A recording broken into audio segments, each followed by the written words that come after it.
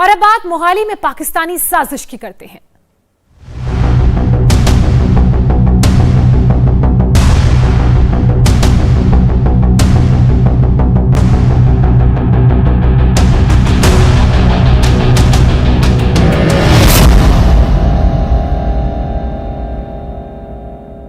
Mohali rocket attack से जुड़ी हुई इस वक्त की बड़ी खबर। मोहाली अटैक के पीछे पाकिस्तानी कनेक्शन सामने आ रहा है। जांच एजेंसी को हमले के पीछे आतंकी संगठन लश्कर-ए-खालसा के होने का शक है।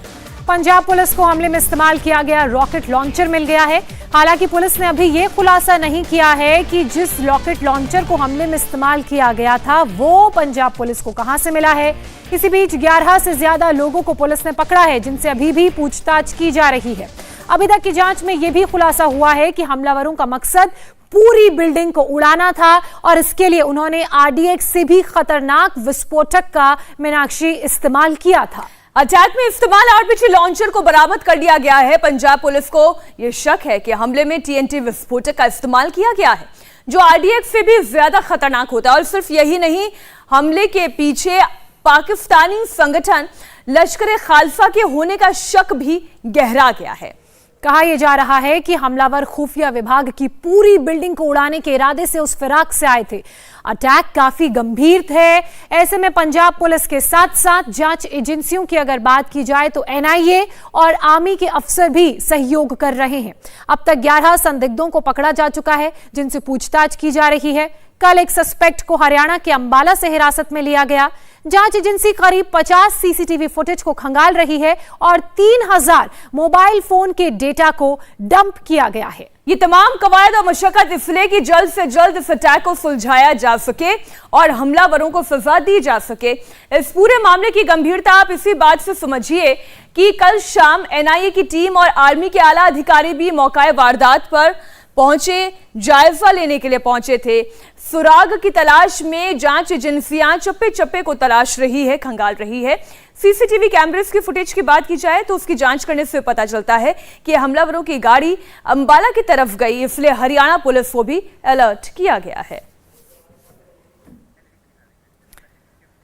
तो आइए अब आपको बताते हैं कि अब तक पुलिस की जांच इस पूरे मामले में कहां तक पहुंची है। मोहाली अटैक इन्वेस्टिगेशन को लेकर हमले में यह पता चला है कि आरपीजी बरामद किया गया है, यानी कि वो रॉकेट लॉन्चर जिसकी मदद से हमला किया गया था। रॉकेट प्रोपेल्ड ग्रेनेड का पूरा इस्तेमाल किया गया है। 2 संदिग्धों की तलाश अभी भी जारी है। जी, इसके अलावा लश्कर-ए-खालसा का हाथ मीनाक्षी इसके पीछे बताया जा रहा है, यानी कि ये जो पूरी साजिश रची गई इसके पाकिस्तानी कनेक्शन की बात साबित होती है। और जहां पर एग्जैक्टली ये धमाका हुआ वहां से बॉर्डर भी कोई बहुत खास दूरी पर नहीं है। और इंडिया टीवी संवाददाता भी जो वहां पहुंचे उन्होंने कहा कि जिस तरीके से इस्तेमाल किया गया था आरपीजी, उससे तो और शक गहरा जाता है कि ये पड़ोसी मुल्क से ही साजिश को अंजाम दिया गया है। आतंकी गतिविधि से अब तो कतई इनकार नहीं किया जा सकता। और सबसे बड़ी बात, पाकिस्तान ने नया आतंकी संगठन बनाया है।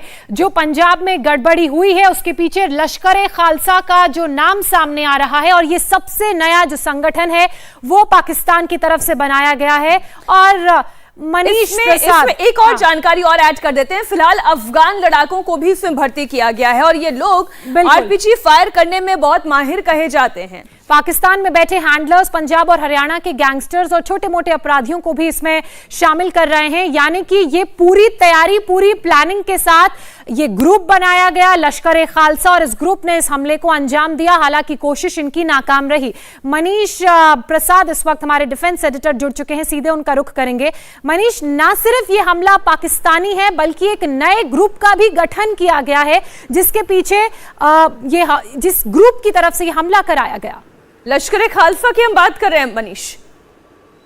जोशना, इसकी इंपॉर्टेंस मीनाक्षी, जो इस समय सीक्वेंस है पंजाब पुलिस के सीनियर ऑफिशियल्स और साथ में जो इंटेलिजेंस एजेंसी इसे मॉनिटर कर रही है उनके मुताबिक खासतौर पे जो आरपीजी राउंड फायर किया गया 80 मीटर्स की डिस्टेंस से किया गया और फिर उसके बाद वहीं से करीबन 500 मीटर की दूरी पर जो मेन रिहायशी एरिया है वहां से इसको रिकवर किया गया है। इसी आरपीजी से जो फायर किया गया आरपीजी राउंड, क्या इसी से फायर किया गया, इसमें अभी क्लैरिटी नहीं है। इसमें दूसरी इंपॉर्टेंट खबर यह है कि इसमें जिस तरीके से अमर खालिस्तानी रिक्रूटर जो है उसका जिक्र किया जा रहा है कि जो रिसाइकल्ड टेररिस्ट इस समय पंजाब की अलग अलग जेलों में बंद है, उनके जरिए उसे मोटिवेट कर इसको प्लान किया गया और पूरी रेकी की गई। यानी एक दिन पहले, फायर करने से एक दिन पहले इसकी रेकी की गई और फिर उसके बाद इस अटैक को प्लान किया गया। तीसरी इसमें इंपॉर्टेंट खबर यह है कि इसमें जो लश्कर खालसा का जिक्र किया गया है, दरअसल ये अमर खालिस्तानी जो कि पाकिस्तानी आईएसआई का एक सीडोनेम है और उनके हैंडलर के द्वारा जो रिक्रूट किया गया सोशल मीडिया नेटवर्किंग पे लड़कों को और फिर उसके बाद उनको गुमराह किया गया, रेडिकलाइज किया गया और फिर उसके बाद ये प्लानिंग तैयार हुई। तो इसीलिए इन सभी को कोरिलेट करते हुए जांच एजेंसी इसकी जांच कर रही है। अब आरपीजी राउंड बात आप मुझे बताइए, आया इंटरनेशनल बॉर्डर से आया या एलओसी से? जी, जिस तरीके से लश्कर खालसा का जिक्र किया जा रहा है, हमने देखा है कि इससे पहले भी इंटरनेशनल बॉर्डर से पाकिस्तान पर बहुत सारे हमले हुए हैं, बहुत सारा सामान भेजा गया है। क्या ये माना जाए कि उसके पीछे भी इसी ग्रुप का हाथ है और सक्रिय रूप से अब सामने आया है?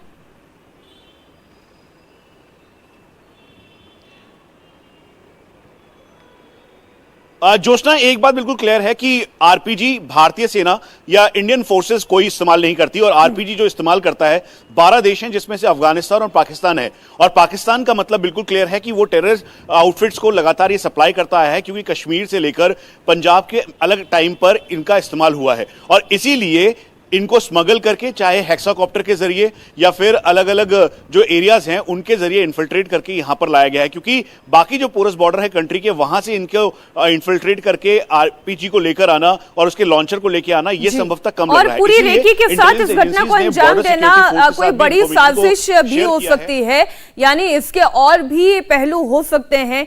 हो सकता है ये एक केवल इशारा भर था अपनी ताकत को नापने का और फिर दायरा बढ़ाने की भी साजिश हो। शुक्रिया पूरी जानकारी के लिए मनीष, आप लगातार नजर बनाए रखें। इंडिया टीवी हर वक्त हर जगह डाउनलोड करने के लिए सर्च करें India TV news Google play store या ऐप स्टोर पर।